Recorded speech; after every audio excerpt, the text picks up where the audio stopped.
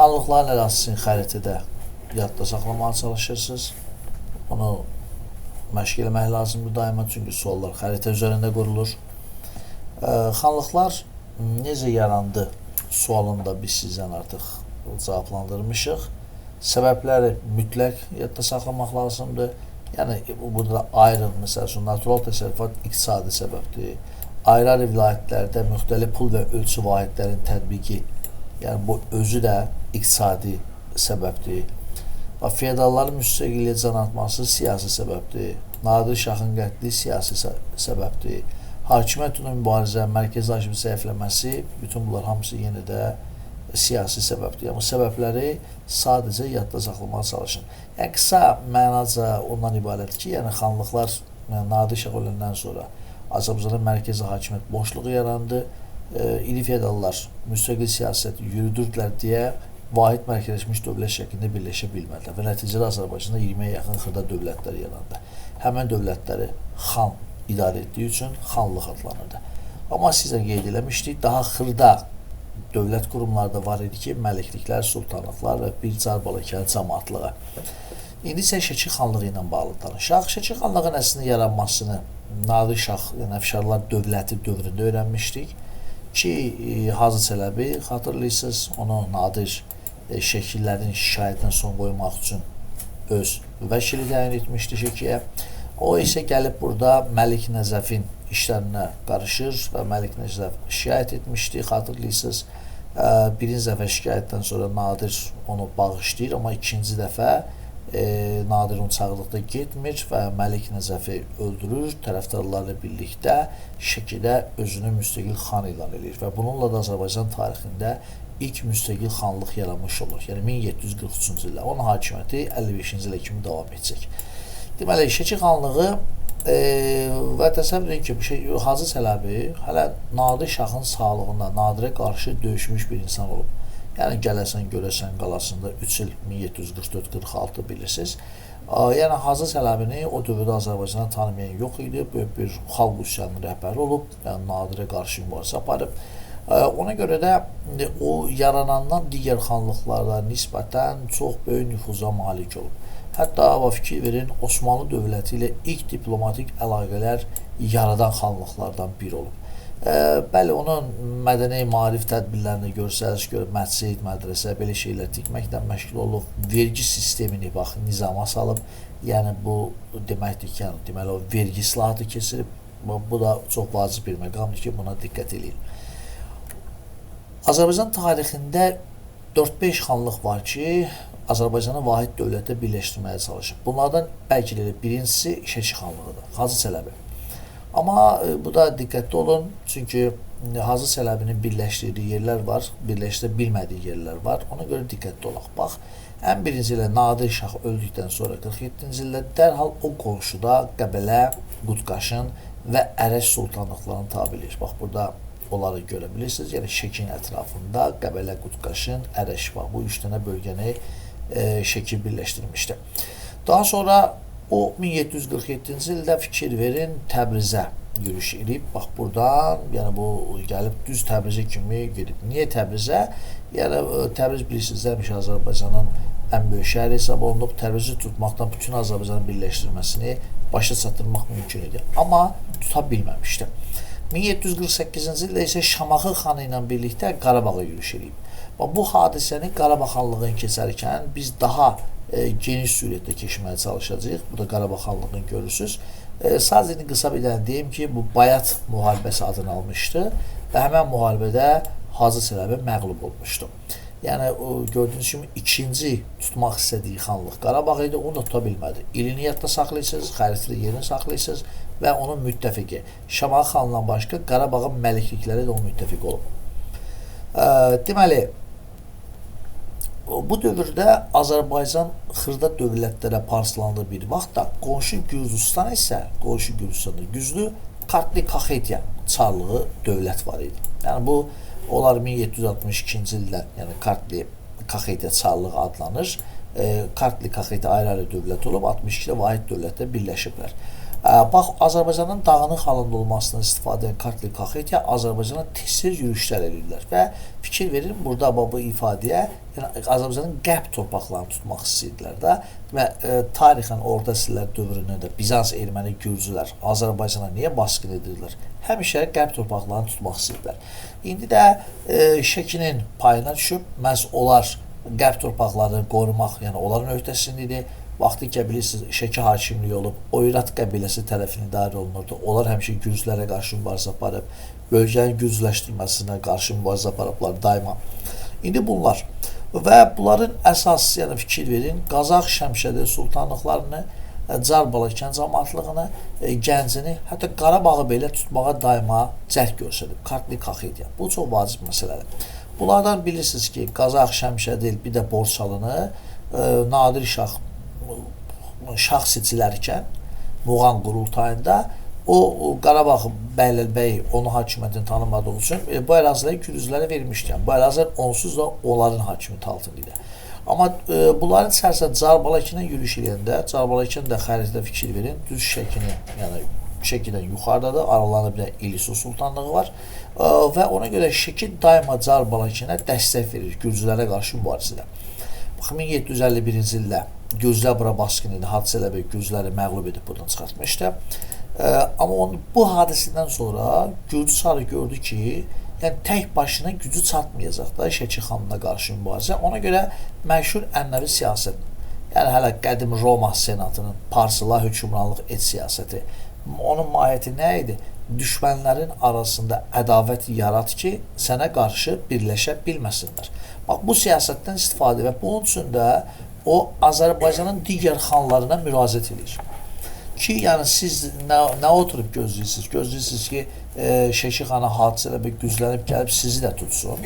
Və gəlin kim əgərlərim Hadisə Ələbəyin bu siyasətdən qarşı çıxmaq istəyirsə, gəlin birlikdə birləşəyin, ittifaq qurağın və onu aradan qaldıran.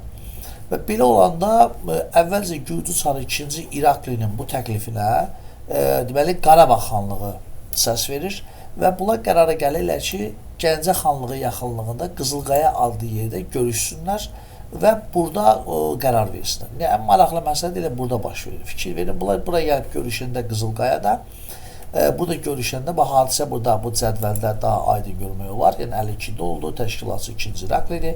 Kimlər var idi orada? Qarabağ xanlığı, Qaradağ xanlığı, Naxçıvan xanlığı, İrəvan xanlığı, Gəncə xanlığı. 5 dənə xanlıq bunların xəritədə yerində bilməlisiniz. Çünki sual düşə bilər ki, Qızılqaya xəyanətində iştirak edən xanlıqlar. Bax, Qarabağ aşağısı Qaradağ, Naxçıvan, İrəvan böyr-böyrədir. Bir Gəncə xanlığı 1, 2, 3, 4, bir dənə də aşağıda da 5-də bunlar. Hamısı böyr-böyrədir, qonşudurlar bir-birinə belə baxanda. Bu xəbər gəlib, deməli, çatır Hadisə Ələbəyə ki, bəs sənə qarşı 5 dənə xan, gürcülər də birləşib, bizə qarşı ittifaq qurublar. Amma Gürcü çarda nə edir? Bunları burada birləşən vaxtı götürüblər hamısını həbs edir. Əlinə fürsət keçir də ki, bu xanları əsir götürsün, həmən xanlıqları özündən asılı vəzifə salsın. Yəni, əslində Şəkiyə qarşı birləşməlidirlər, amma gəldi bunları burada tutdu, əsir götürdü. Və bu xəbəri gəlib Hadisə Ələbəyə deyəndə, Hadisə Ələbəy müşavirə toplayır və müşavirədə deyir ki, yəni nə qərar qəbul edirsiniz edin, kürü keçmək içərisində olsun. Bu ifadə nə mənasını verir? Yəni, əslində müşavirə demək istəyir ki, xana, qarışmayaq da, elə onlar bizə qarşı onca birləşmək istəyirlər, elə onlara haqq oldu. Amma Hadisə Ələbəy ki, xeyr, biz oraya getməliyik, xanları azad eləməliyik, çünki gürcülər kimdir ki, Azərbaycanın daxili işinə qarışsın. Bax, məhz belə bir qərar verir.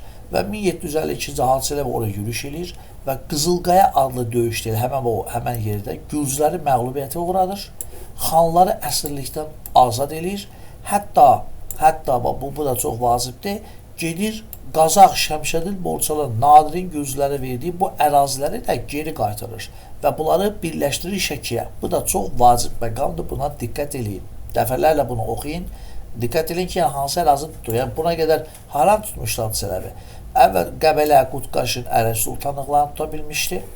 Çar Balakəni tuta bilmişdi. Və indi Qazax, Şəmşədil, Borçalını tutub. Bax, görürsün, Dalica Gürcülər bir də hücum eləmişlər Çar Balakəni, bura tutmuşlar. Amma bunu yadda saxlayın. Bu ərazilərdən bir dənə Qazax Şəmşədil borçalıdır. Sonralar yenidən Gürcülər bu ərazini ələ keçirəcəklər. Amma hadisələ bir haranı tutub deyəndə tutub da Qazax Şəmşədil borçalığı tutub. Bunu yadda saxlayın. Amma hara yürüyüş elədikdə və tuta bilmədi. Ən birinci getmişdi Təbrizə, sonra Şamaxıya, illərində bilin. Yəni 47, üzr istəyirəm, 47-də Təbrizə, 48-də Qarabağa. Qarabağa Şamaxı xanı ilə ittifaqda getmişdi. Yəni, bu Bayat savaşı. Təbriz və Qarabağda məğlub olub. Deməli, Qızılqaya xəyanəti nəyi göstərdi? Ümumi düşmənə qarşı birləşə bilməyən Azərbaycan xanları asılı vəziyyətə düşdülər. Yəni, bu doğrudan da o da Gürcülərə qarşı birləşmək əvəzinə gəlib elə öz xanımıza qarşı birləşmişlər. Hadisələrin bir sonuncu yürüyüşünü biz görürük ki, onun xanlığından şərqə gedir, yəni söhbət Şirvana, yəni həmən Şamaxı xanlığına gedir. Halbuki az əvvəl Bayat savaşı ilə Qarabağa qarşı müttəfiq olublar. 1755-ci ildə yürüyüş edir ora və Ağsu kimi gəlib çatır. Yəni Nadirin saldırdığı Ağsu, Yeni Şamaxı. Burada isə Quba xanı Hüseyn Əli xan o Şamaxıya köməklik eləyir və nəticədə Hacı Çələbi Şəkini, deməli Şamaxını tuta bilmir.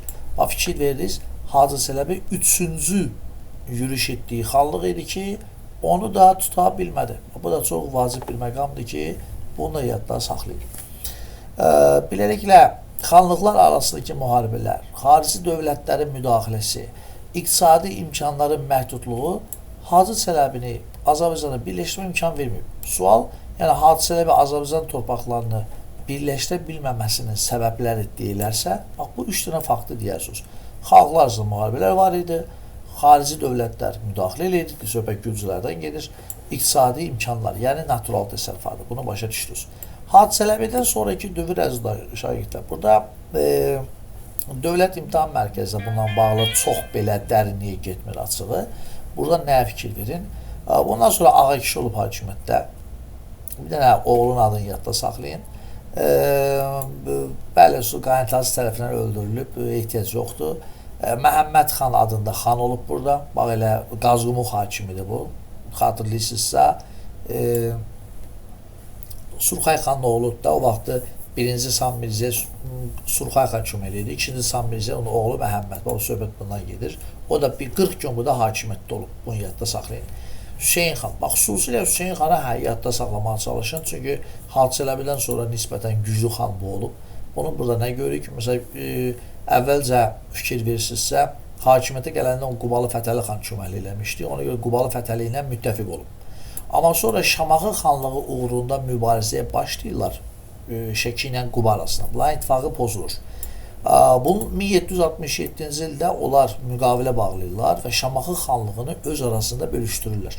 Amma Qubalı Fətəli bununla razılaşmır. Ona görə 1768-ci ildə Fətəli xan Hüseyn xanı məğlubiyyətə uğradır və Şamaxını tamamilə ələ keçirir.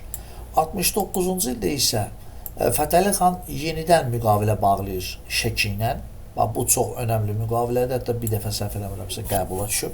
O müqavilənin şərtinə görə lazım gələrsə Şəki xanı Qubaya köməklik göstərəcək və Şamaxının daxili işlərinə qarışmayacaq. Bu 1769-da hansı xanlıqlar arası müqavilə bağladı? Şamaxı ilə, deməli Şəki ilə Quba xanlığı arasında. Müqavilənin şərti nə idi? Müqavilənin şərtinə görə Şəki xan Hüseyn xan lazım gələrsə Qubaya hərbi dəstək verəcək, bir də Şamaxının daxili işlərinə qarışmayacaq. Bəs 1767-ci ildə Şəki ilə Quba hansı xanlığı bölüşdürmüşlər? Şamaxını az öncə baxdıq sizdən. Amma 68-dən oldu. 68-də Qubalı Fətəli xan Şəki xanlığının məğlubiyyətə uğradıb tamamilə Şamaxını ələ keçirmişdi. Bu 2-3 dənə faktı xüsusilə yadda saxlayın. Sonra bunu öldürülməsi yadda saxlama edə bilərsiniz, nağaq ölüb. Məsələn, Hüseyin bu adını yadda saxlayın. Əbdülqadir xan, yəni bunun adını yadda saxlayın ki, bu adda belə bir Şəki xan olub, lap yaxşı. Bütün xanların demək olar ki, hakimiyyət dövründə daxili çəkişmələr olub, vahid iqtisadi əlaqələr olmayıb. Xanlıqlar ona hər ifadə bütün xanlara uyğun gəlir. Məhəmməd xan, Məhəmməd Həsən xan şəkili, buna fikir verin. Niyə? Çünki bu qanunnamə qəbul edilib. Bu, yəni bir qanunnamə adı niyə qəbul olunur? Vergi münasibətləri nizama salmaq məqsədilə. Məsələn, Məhəmməd Həsən xanla Şəki xanı Hacı Çələbi xanın arasında oxşar cəhət vergi sistemini nizama salmışlar. Bayaq yadınızda hadisələr belə bir şey eləmişdi. Düz o eləyəndə arizə qanunnamə qəbul etməmişdi, amma vergi sistemini eləmişdi. Buna diqqətli oluruq. Bir də yada salırıq. Azərbaycan tarixini qanunnamə kimlər qəbul edib? Xatırlayırsınızsa, ilk dəfə Salari hökmdarı Mərzban İbn Məhəmməd eyni məqsədlə, yəni feodal özbaşınalığa son qoymaq, vergi sistemini nizama salmaq. Sorular biri kim qəbul etmişdi? Bəli, Bayandurlularda, yəni Ağqoyunlu Uzun Həsən, o da qanunnaməsi olub. İndi üçüncü, Şəki xanı Məhəmməd Həsən xan da qanunnamə qəbul edib. Və Səlim xan haqqında ümumiyyətlə sizdən sonraki dövrdə öyrənəcəyik. Hələlik bir adını bir də yadda saxlaya bilərsiniz. Deməli, əziz dostlar, bütün xanlıqlarda demək var, daxili çəkişmələr var, xanlıqlar arasında mübarizə var. Bu ifadə hamısına uyğun gəlir. Bura qədər hələ ki Şəki xanlığı yadda saxlayın, amma bu Şəki xanlığının süqutuna kimi keçmədik gördünüzsə. Çünki Şəki xanlığının süqutuna qədər olan dövr, ümumiyyətlə Şəki xanlığı 1819-cu ilə kimi mövcud olub. Ona görə də indi bunu demək ehtiyac yoxdur. Şəki xanlığı haqqında bu qədər, xahiş edirəm, diqqətlə baxın, lazım olan yerlərə təkrar baxın, illərə, xanların adlarına, ən çox da Hacı Çələbiyə diqqət edin. Xəriti ilə baxın, hansı xanlıqlara yürüyüş edib, xanlıqların yerini dəqiq yadda saxlayın. Oldu.